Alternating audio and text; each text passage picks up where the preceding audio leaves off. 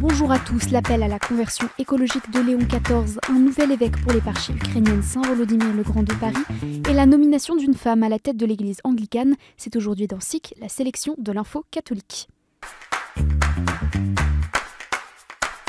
It is only by returning to the heart that a true ecological conversion can take place. C'est par ces mots que le pape Léon XIV a ouvert la rencontre Raising Hope for Climate Justice, susciter l'espoir pour la justice climatique. De nombreuses personnalités religieuses, politiques et militantes participaient à cette conférence organisée à Castel Gandolfo du 1er au 3 octobre pour les 10 ans de l'encyclique Laudato Si. Dans son discours d'ouverture, Léon XIV a rendu grâce à cet héritage du pape François, pointant la pertinence et l'actualité des défis décrits dans Laudato Si, des défis sociaux et politiques, mais avant tout spirituels qui appellent à la conversion, a souligné le Saint-Père. À un mois de la COP30 de Belém au Brésil, il a encouragé les citoyens et les organisations non gouvernementales à faire pression sur les gouvernements et a conclu en soulignant qu'il n'y a pas de place pour l'indifférence ou la résignation.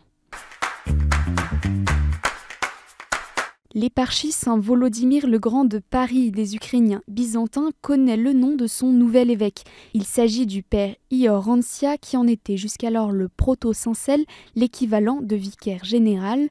Le pape Léon XIV a approuvé ce mercredi la décision du synode des évêques de l'église gréco-catholique ukrainienne qui a élu le père Rancia. Monseigneur Ihor Rancia aura la charge de ce diocèse, représentant donc une partie territoriale de l'église gréco-catholique ukrainienne en France, au Benelux et en Suisse. Il y a une grande dispersion de nos fidèles dans plusieurs villes et villages de la France et d'autres pays. Et il faut trouver les moyens comment les accompagner dans leur foi. La date de sa consécration épiscopale sera connue ultérieurement. Jusqu'alors évêque de Londres, Sarah Mullally a été nommée archevêque de Canterbury ce vendredi 3 octobre par approbation du roi Charles III.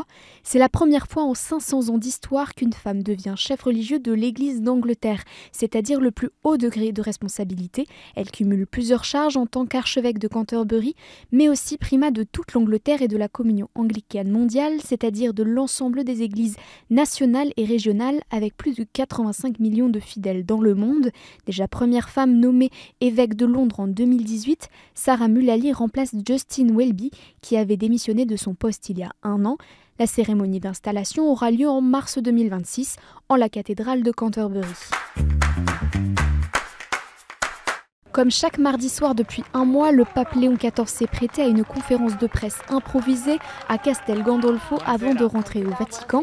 Interrogé par les journalistes, il a qualifié le plan de paix présenté par Donald Trump pour Gaza de proposition réaliste relevant des éléments intéressants comme la libération des otages et le désarmement du Hamas. Concernant la flottille humanitaire en route vers Gaza, il a salué une réponse à une véritable urgence et souhaité qu'aucune violence n'éclate. Plus largement, il s'est inquiété du ton martial adopté à Washington, où le ministère de la Défense vient d'être rebaptisé ministère de la guerre.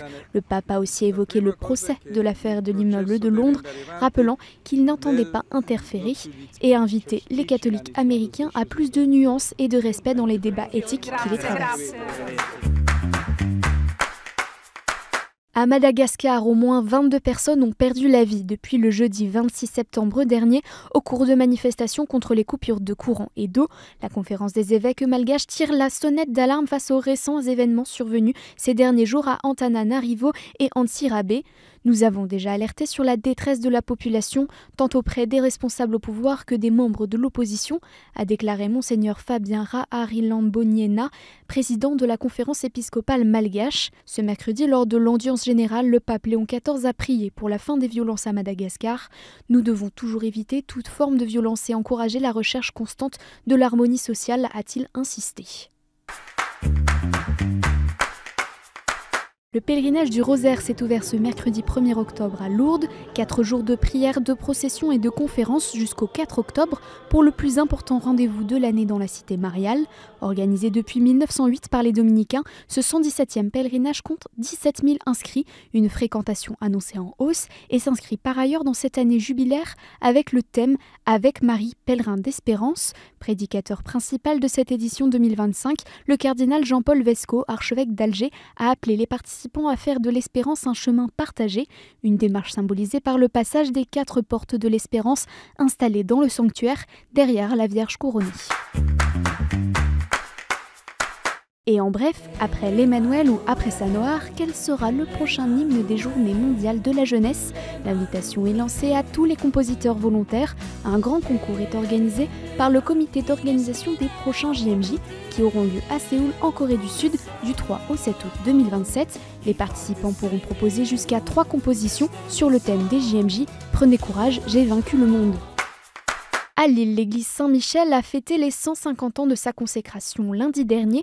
Plus de 150 choristes recrutés pour l'occasion ont pris part à la célébration organisée le jour de la fête du Saint-Archange. Actuellement en travaux pour la restauration de la toiture et de la charpente, l'église a été édifiée dans les années 1870.